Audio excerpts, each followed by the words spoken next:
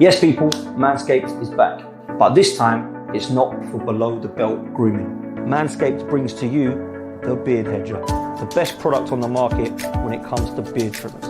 The Beard Hedger is unique due to its number of radiant settings. As someone who's purchased this, I won't turn to any other beard trimmer. Check it out for yourself at manscaped.com. And don't forget to use code FTM20 to get 20% off of this product. Yes, people. Morning, or afternoon, or evening, wherever you're listening around the world. I hope you're all well, and I hope you've had a fantastic weekend. The sun was shining, everyone was enjoying it, and football was back, so everyone must be buzzing. I'm sure that you all are. The transfer window is what we're going to be talking about today. We're going to be talking about all the stories across the Premier League and across Europe that are hitting this morning. We want to make sure that everybody in the building is here to hit the like button and the subscribe button. Please make sure you do that now. 2 buttons are absolutely free before you do anything else in the chat. And it really does mean a lot. When you hit the like and subscribe button, it raises the profile of the channel and it shows everybody who we are, where we are. So please make sure that all of you do that now, like and subscribe. If you do want to click join, you can become a member. Some of our new members have been doing that of late and joining the 12th man community. So please make sure that you do that. And please make sure you check out Manscaped. Pinned in the comments, you will see Manscaped link. Click on it. Select the Beard Hedger and 20% will come off automatically when you add it to your cart. So please make sure that you will do that because that deal is only going on for a few more days. So please make sure you do not miss it if you want to get your beard trimmers. So please make sure you do that and show Manscaped some love. Let's take a look in the chat room. Let's see who's here nice and early. Quite a few of you, which is great to see. Good morning to Peter. Good morning to M. Good morning to Tony, Emerson, Will, Ash, big up my bro, Babatunde, Joshua, Richie. Love Arsenal, hate the ops, fair play. Mark, a big up to you. Good morning. Morning to Adam. And good morning to one of my favourite names on here, Crosh Jonky. Absolutely love that, man.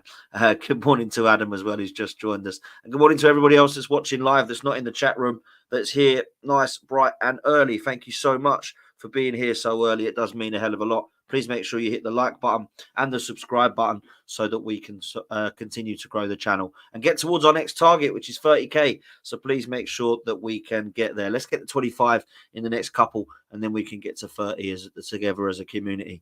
That is what we are looking at.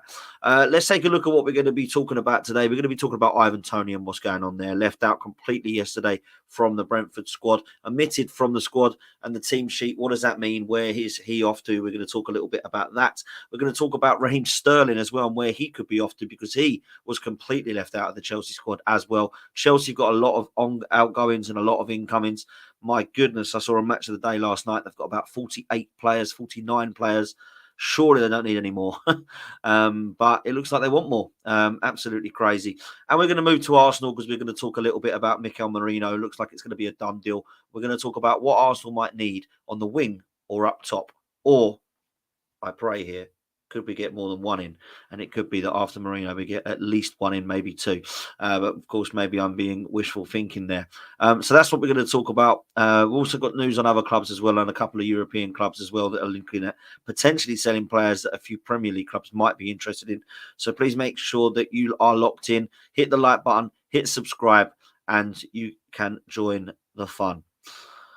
Let's talk about it then, shall we? Because Ivan Toney was completely out of the Brentford squad yesterday. Thomas Frank said after the game that it was best to leave him out because he is on his way out, discussing transfer rumours. Now, there's a lot of talk that actually it's not a Premier League club that he's going to and that it is the Saudi Pro League. And on Match of the Day last night, they spoke a little bit about it. And Danny Murphy said, look, at 28 years old, he's probably trying to future-proof his family and his friend's future by going over to the Saudi League. There's a lot of rumours that it's going to be in the region of £600,000 to £700,000 a week.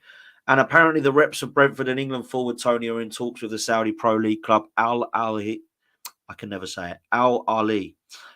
sign the 28-year-old. Al Ahly, is it? I don't know how you say it, but anyway. They're interested, and apparently Manchester United are not interested in the deal. So let's talk about Ivan Toney then, because if there are any clubs in England that would like him, you would like to think there's quite a few. Chelsea, I know they've got their hearts set on Osimhen and João Felix, but this would be a great signing for them. I think it would be a really good signing for Arsenal. I think it would be a good signing for Manchester United. He's better than Xerxes and Højlund. I think, believe it or not, Ivan Toney would be a good signing for Liverpool. I know they've got Jota, I know they've got Salah, and I know they've got Gakpo and Diaz. But for me, a number 9 in Toney is better in front of goal than Diaz, Gakpo, and Nunes. And I think he is a proper number 9. Jota can play wide, definitely one of their better forwards alongside Salah. But for me, I think this would be a really good signing for someone as a number 9. And I honestly believe that it would be a good signing for Arsenal still. And there's a lot of Arsenal fans that don't want him. Fair play. Everyone's entitled to their opinion. Is he better than Jesus? Is he better than Eddie? Is he better than Havertz? Well, Havertz has certainly got a lot to prove this season in front of goal as a number 9 because he played a lot as the number 8. Jesus, it's a big season for him, but I don't see him clinical enough as a number 9. And Eddie Nketiah is looking like he's going to be moving from Arsenal. So for me, this would still be a great signing for Arsenal, but it looks like he is over in Saudi Arabia now. And do you know what? Fair play to him. If that's what he wants to do, and if that's the career he wants to take, maybe he'll go over there for a year and come back. Who knows? Go and secure his future for a couple of years, maybe, and come back to the Premier League at 30. That could be what he does. Who knows? But Ivan Toney on the move. And it's a massive shame as well, actually, because you see a player like this that's come from the Championship, that's delivered in the Premier League, that's had some off-the-field problems, and then he just decides to go over to Saudi. It's a shame. It really is, because I like to see him playing in the Premier League because I think he's a top talent. I really do. Let's move now to a player that I think a lot of teams want. Eberechi Eze. I think he is staying at Palace. His release clause has expired. There is no more release clause at Crystal Palace. City and Tottenham, Chelsea and Arsenal, Manchester United, Liverpool have all been either heavily or loosely linked with Eze this summer, but they have all been dealt a blow. His release clause has expired, and it means that Crystal Palace can demand whatever fee they wish. That means he's staying at Palace. Now, I've got to be honest. He would be one of my number 1 targets if I'm an Arsenal board member or transfer negotiator. If I'm Edu, I'm looking at him thinking he can cover for Ødegaard and Saka, and he can play in the left 8 as well as an attacking player. This would have been perfect, versatility-wise, Premier League quality-wise. We saw the unbelievable strike he had yesterday, which was unfortunately ruled out as far as Crystal Palace are concerned. Referee a little bit too eager to blow that whistle, in my opinion. But this is a baller. He's staying at Palace now. And a lot of clubs like Man City, Arsenal, Spurs, that were all heavily linked for the last few weeks are going to be pretty gutted now, because if he was 60 million plus, and now that transfer window, that transfer window has stayed open and allowed that release clause to be expired, he's going to be about 80 now. So clubs really should have gone in and activated that. Similarly to Bruno Guimaraes, the release clause they had there, that's now expired as well. Clearly clubs weren't interested in paying that much money. Is PSR massively affecting clubs more than we think? All these questions are there to be answered, people. So that one could be interesting. Eze looks to be staying put now, and that's a big piece of news in relation to that release clause that's now expired, because clubs can no longer activate the release clause. And when you do that, it really does put the ball in the player's court, doesn't it? It says, right, Crystal Palace, we don't want to sell you, but someone's activated your release clause. There's nothing we can do now. What do you want to do? But now it's about trying to agree a fee with the club and the player, and that's going to be very, very difficult. So, yeah, I know the club are interested in Eze, but were Arsenal really that serious about it? I know the club liked Bruno. Were we that serious about it? Well, there was 2 release clauses there that could have been activated, but we didn't bother. Clearly, we don't have the money. So let's see. One player that looks like he's out of his way of Manchester United is Scott McTominay. It does look like Fulham even are reopening talks with Manchester United about signing the 27-year-old Scotland international Scott McTominay, but Napoli are refusing to rule out a move for him as well. So it looks like he's going to be on the move. Now, Scott McTominay, to be fair, has been a good, decent servant over the last few years for Manchester United. He's not set the world alight, in my opinion, but he's definitely a player that can go and do a job. Now, the only thing I will say is, what is Scott McTominay good at? He's kind of not all round. He's definitely not good going forward, but he can get some goals. He's definitely not a proper interception player. He's not a destroyer, but he's not bad at tackling. He's not bad as a DM. What is he actually great at, McTominay? I'm not so sure. So that, for me, is why Fulham can look at that signing and think 25 million at tops is all right. Anything more than that, I think, is mad. And for Manchester United to want 35, 40 million for him, I think is a little bit much, if I'm honest with you. He's not done anything in the game. He's not won them anything. He's not taken them across the line, on his own. He's not dragged them across the line with his leadership skills. He's an okay player. And Fulham are massively downgrading if they get him from Paulinho. That's all I'm saying. So I think 20 million, 25 million is absolutely fair. And Manchester United should say, yeah, fair play. Let's do it. I don't see why they're not doing that. It is crazy for me. Let's talk about an income at Manchester United, which could be a potential, which could be quite an interesting one. Georgi Mamadashvili. Now, Mamadashvili is the Georgian goalkeeper that plays for Valencia, and apparently Liverpool want him. Liverpool are interested in signing him, keeping him out on loan at Valencia for the season, and bringing him in the season after. Now, what does that tell you about Alisson? It tells you Alisson might not be here for the long term. Because if they're bringing him in, he's playing number one. He ain't going to go from number one at Valencia, being wanted by a few European clubs, and then come and sit on the bench for a couple of seasons at Liverpool until Alisson decides he's retiring at the age of 33 or whatever he'll be at the time. So for me, Alisson's got a few years left in him. I don't know why they're looking at getting Mamadashvili as the number one now. Surely he's going to go on loan for a couple of years because Alisson, what's he, 31? He's not older than that, is he? Surely.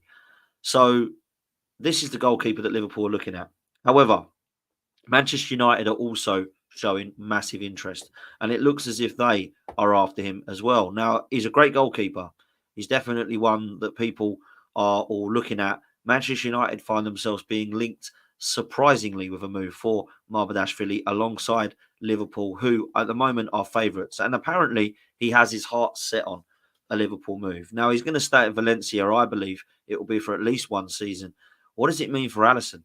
Alisson's not got 1 year left on his contract. Alisson's actually got a couple of years left on his contract. He did sign that deal with Liverpool. So it looks as if he has got enough time left at Liverpool. He's only 31, right? He's only 31.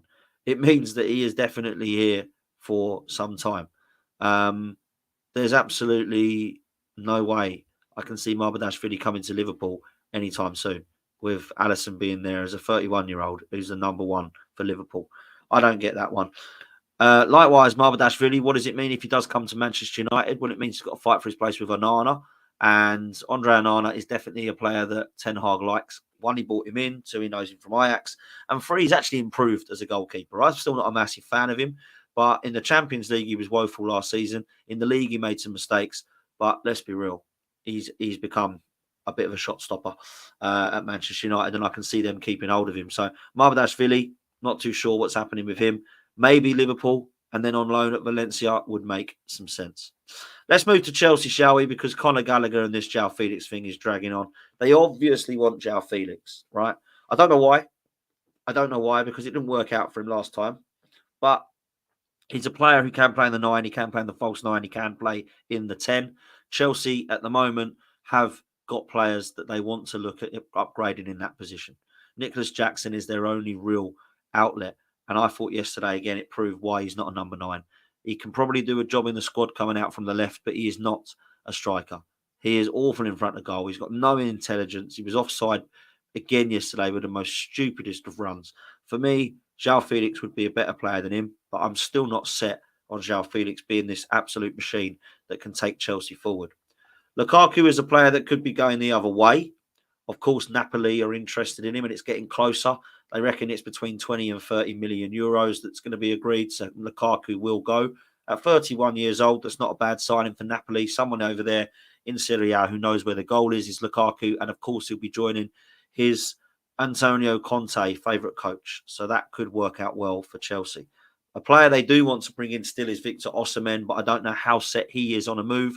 I think he wants a Champions League club, and at the moment, there's only PSG that are also interested in him, and it doesn't look like they can afford what he's asking weekly and what he's asking fee-wise. So they might be able to afford to pay him what he wants a week, but I don't think they actually want to pay the fee that Napoli are after. Chelsea, of course, probably are interested in paying that fee because they do not care. They are a club that have never cared.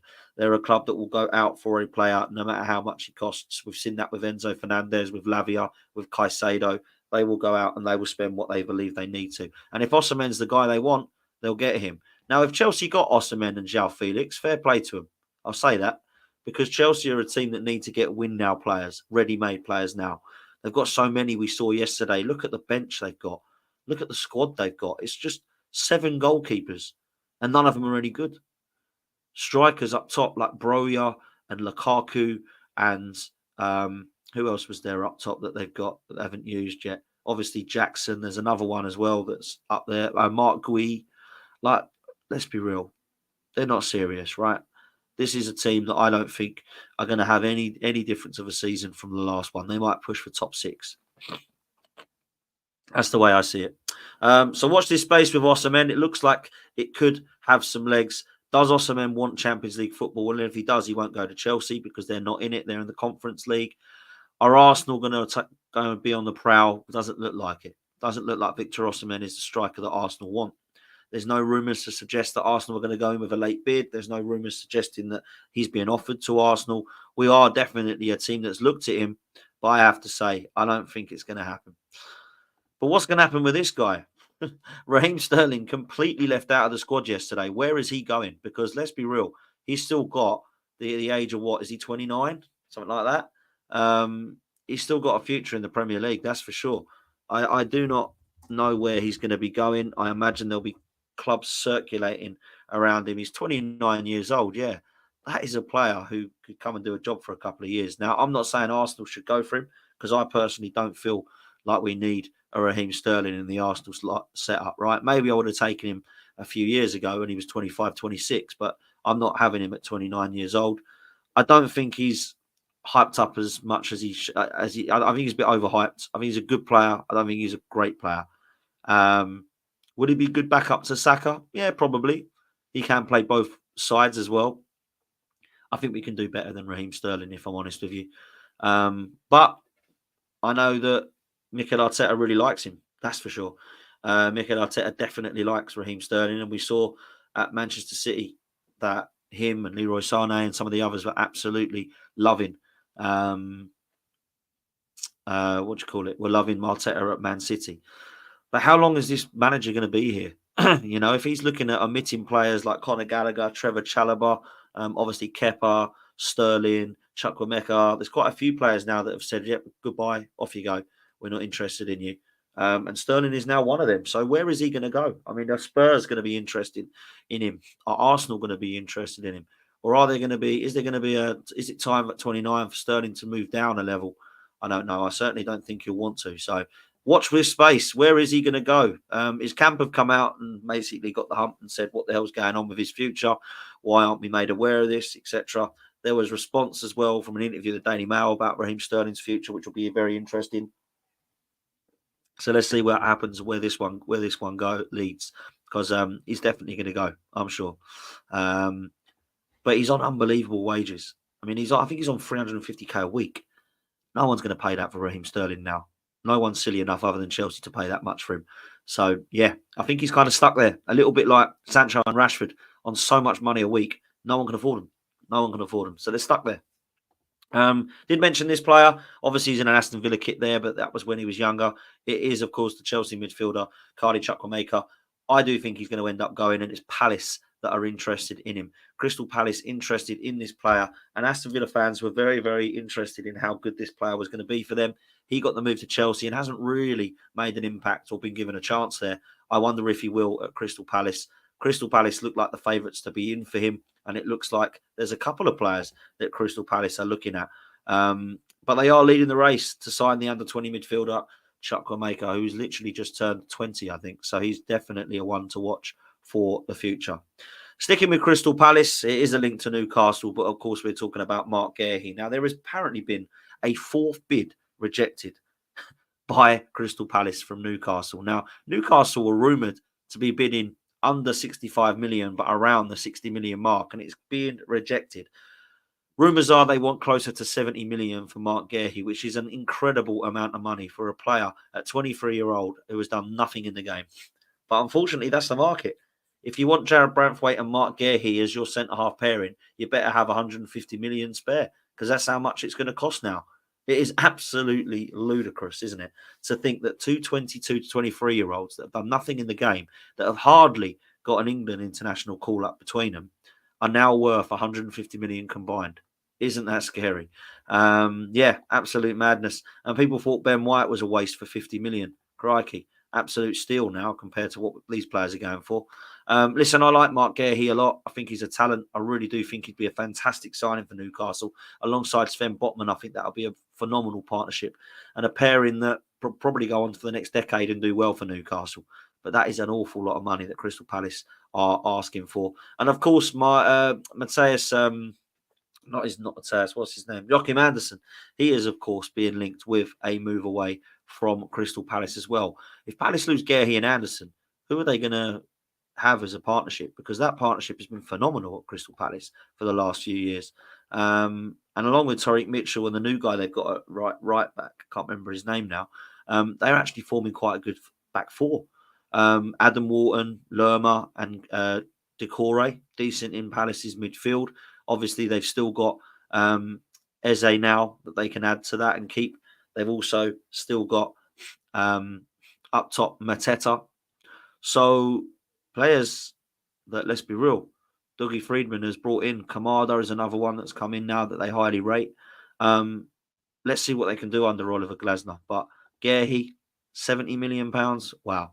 That's a hell of a lot. That is a hell of a lot.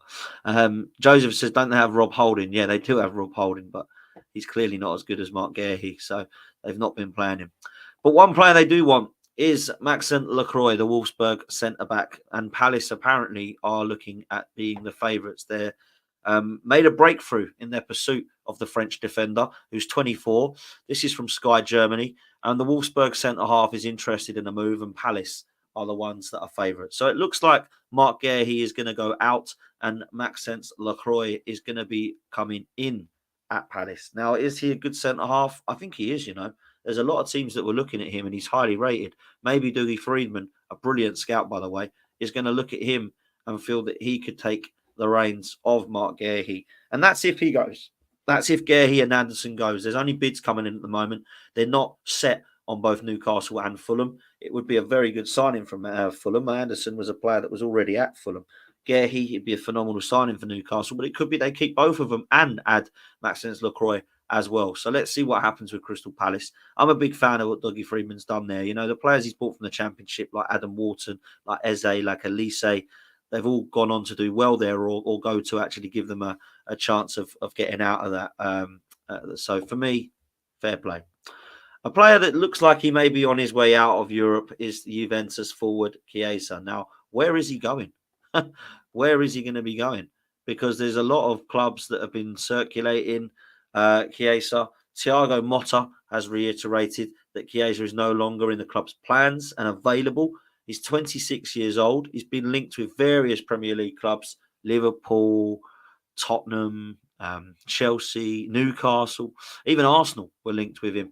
At 26, he's obviously at the best of his game, but he's had so many injury problems that there are going to be definite question marks about whether to go for him or not. And I don't think, any reassurance that he's going to come to the Premier League and deliver. So this would be a risk. It wouldn't be much of an expensive risk. I don't think he's actually that much money. I think they're asking around about 30 million euros, which isn't a lot of money really, but it could be a risk. But it could be an absolute brilliant bit of business. Now, he's a proper winger, in my opinion. He's not a forward. He doesn't really play in the 10. Can play there. Can play false 9, number 9, number in the 10 as well. But let's be real. He is really a right or left-sided winger.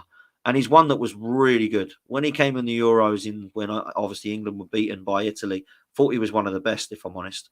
I really did. I thought, wow, this player's an absolute talent. He's about 23 at the time. The guy's just made of glass. He's made of biscuits. This is why nobody wants to go near him, because his injury record is horrendous. Absolutely terrible. So for me, that is why teams are staying clear of Caicedo. But Leicester City are definitely not staying clear of Oliver Skipp. He has gone to Leicester for £20 million. Am I right in saying they've now got Harry Winks and Oliver Skipp in their midfield? Oh, my goodness. And they're trying to stay up. Oh, dear me. That's not good. If they can get 20 million, we can definitely get 30 for Eddie, surely. My goodness. How the hell are they doing that? Not a player I've ever rated. Not a player I've ever thought was any good. he's quite a good passer of the football. That's all I can see, really, with Oliver Skipp. So maybe he'll do well at Leicester. I'm not so sure. But he has gone from Spurs to Leicester. What else are Tottenham going to do? They've got in Solanke, they've got in Archie Gray, they've got in Bergvall. Who else are they getting in? Well, Ilkay Gundogan is a player that is being rumoured with a move away from Barcelona. Now, obviously, he's in his City shirt there. Manchester City fans were like, right, let's go get him back. They've missed Gundogan, and it's mad to think that he actually won a treble, went to Barcelona. Yes, Manchester United won the league again, but they were crying out for a replacement for him. Didn't really replace him with Kovacic. Didn't really replace him with Matheus Nunes. No real cover for Rodri, although yesterday they did do well with Kovacic and Bernardo in the double pivot there. But for me, I think this is a phenomenal signing for someone if he was to come available. Now, Hansi Flick has stated that he is not going anywhere and that his future remains at Barcelona. But Ilkay Gundogan does seem to have other ideas, and there's rumours that he is looking at going to get him. Now, I would say go and get him, man. If that's a player that is available, Premier League clubs are going to be all over that, surely. I mean, he was phenomenal for Manchester City and one of their better players, in my opinion. Honestly, absolutely phenomenal. So if there is a chance for a club to be going and getting him, you've got to take a punt on him. Absolutely superb. Any news on Joe Gomez? Someone's just said, yeah, I was going to put it up, but that was kind of a couple of days old now. Newcastle and Chelsea are both interested in Joe Gomez, and Liverpool willing to sell him. So that could be a really interesting move in the coming days. Let's see if Joe Gomez stays at Liverpool or not. I think they need him, if I'm honest. They're not stacked at the back there. So for me, I think it would be an absolute must, but let's see. Let's move to Arsenal, shall we? Because apparently this is getting done.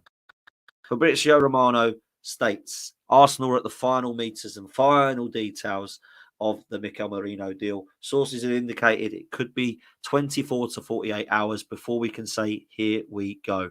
It's really, really close. They're almost there and they're working on the final steps.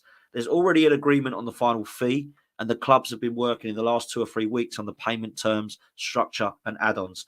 And it's getting closer. All the details of the deal are set to be made. So this one is going to get done. Thank goodness for that. What's the fee? Nobody knows.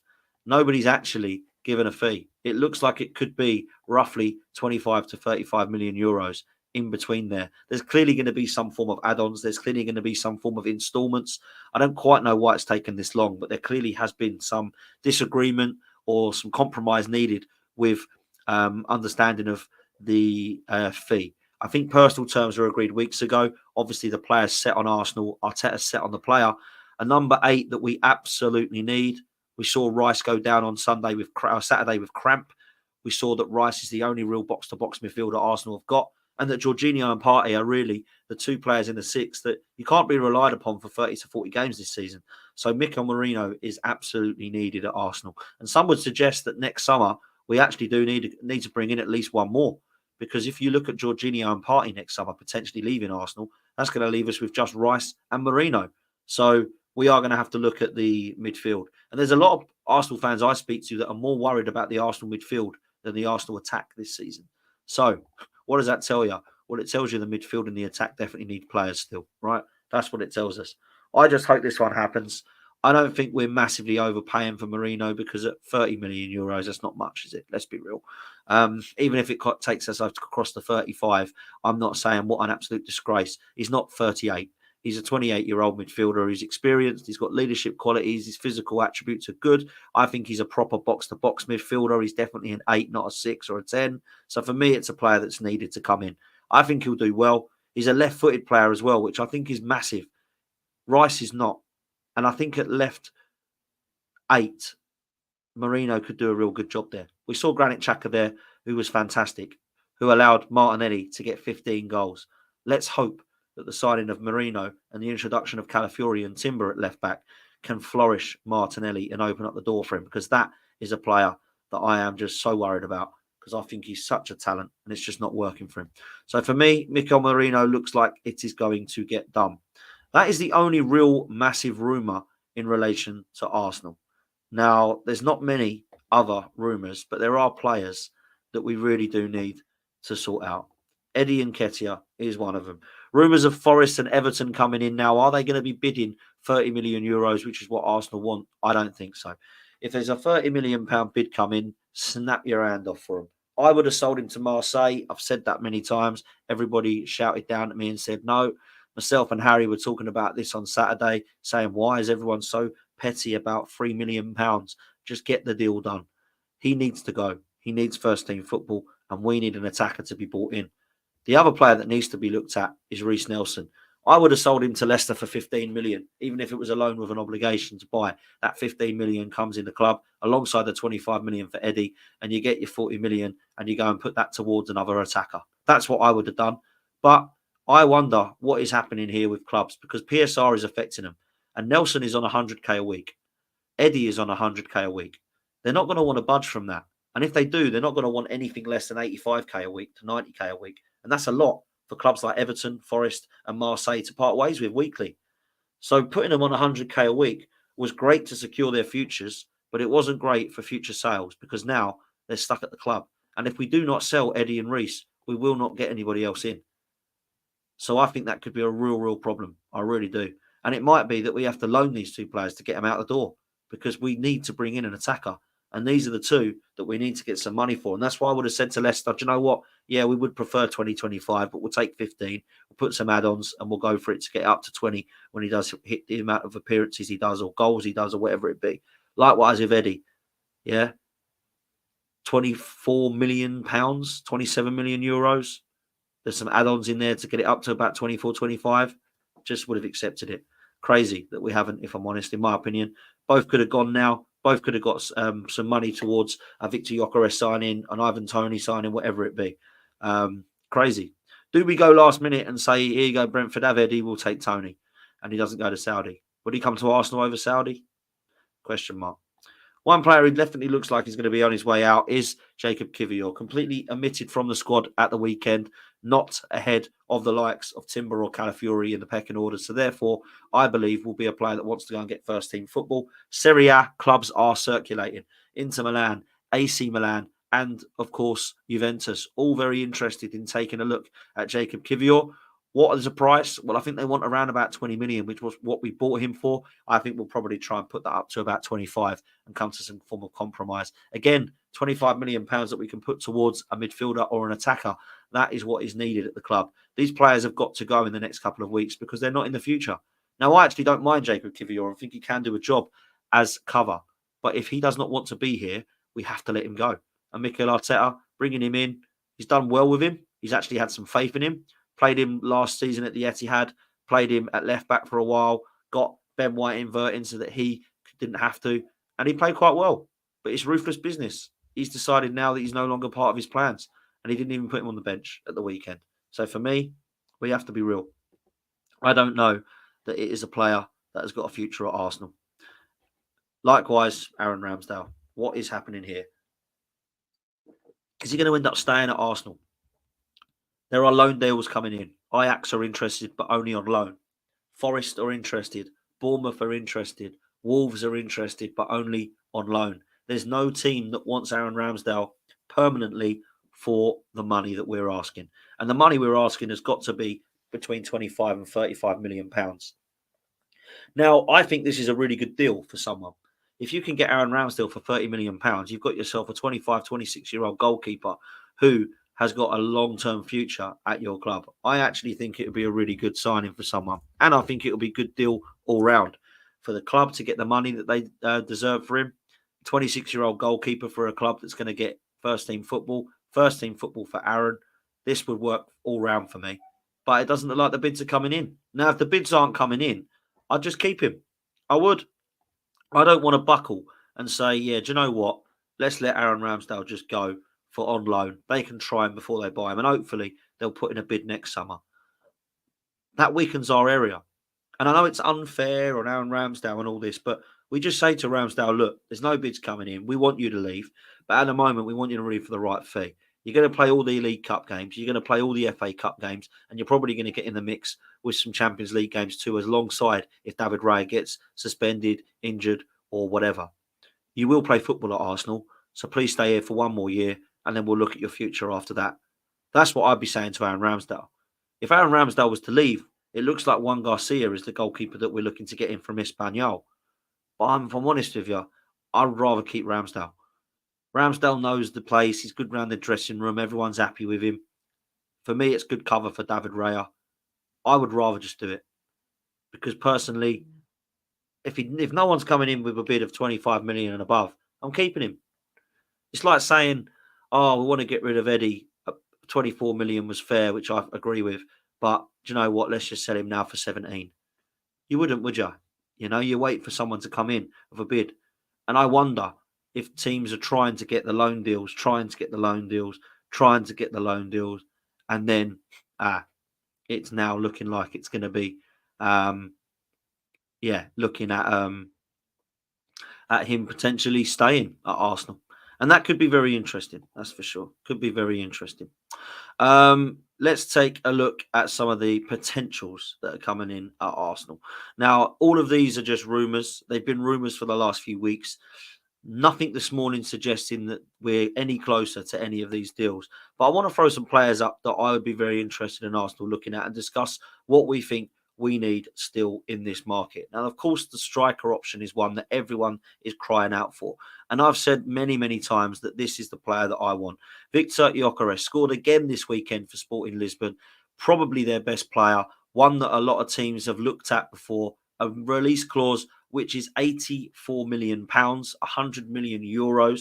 This is a player I would love to see at Arsenal. I think he gives us everything.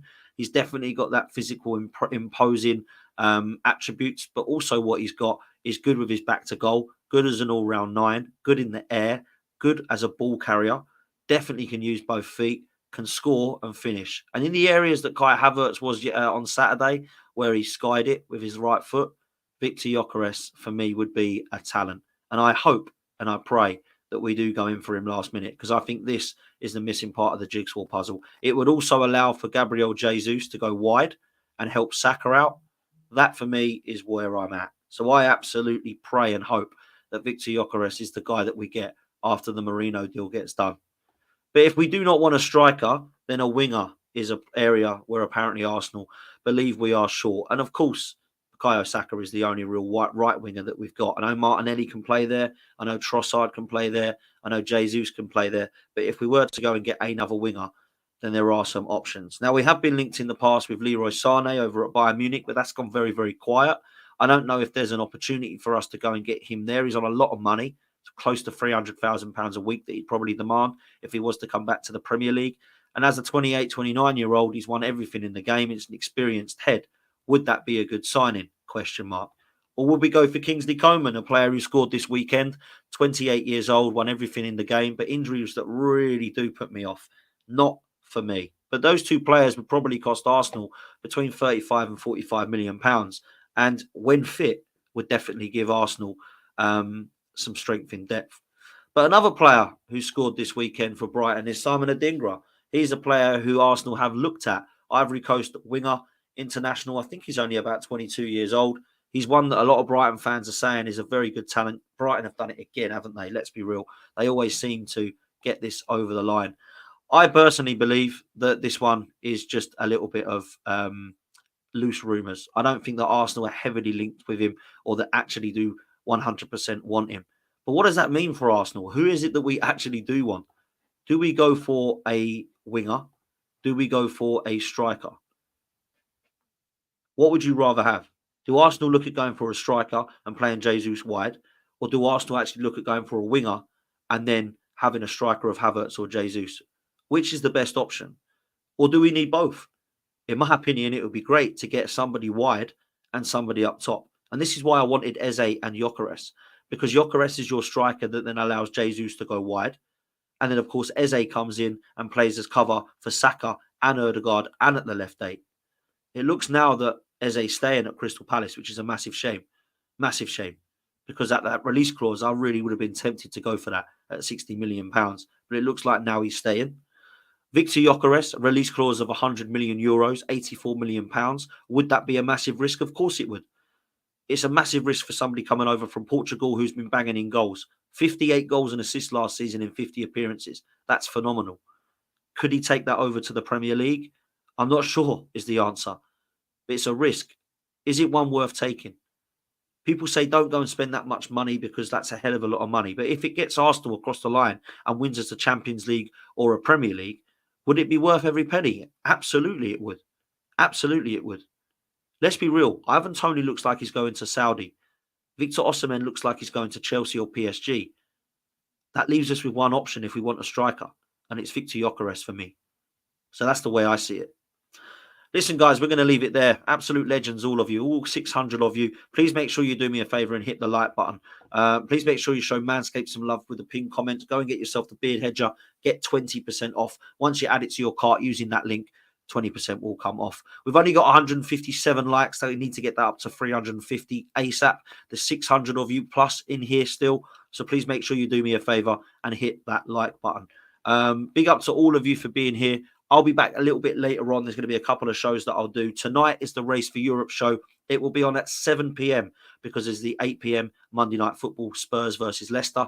So it will be the usual gang that are here this evening at 7 o'clock, talking about Chelsea and City with Don and LB, talking about Aston Villa with Billy, talking about United with Dan, talking about Arsenal with myself. And of course, we should be talking with Errol about Liverpool as well. So this will be a great show at 7 p.m. this evening. There'll be something that I'm going to be putting out probably at lunchtime as well, going through some Arsenal rumours. So please make sure you're there for that one, and we'll see you later. Take it easy, people. We're out of here. And as always, up the Arsenal. Yes, people, Manscaped is back. But this time, it's not for below-the-belt grooming. Manscaped brings to you the Beard Hedger, the best product on the market when it comes to beard trimmers. The Beard Hedger is unique due to its number of gradient settings. As someone who's purchased this, I won't turn to any other beard trimmer. Check it out for yourself at manscaped.com. And don't forget to use code FTM20 to get 20% off of this product.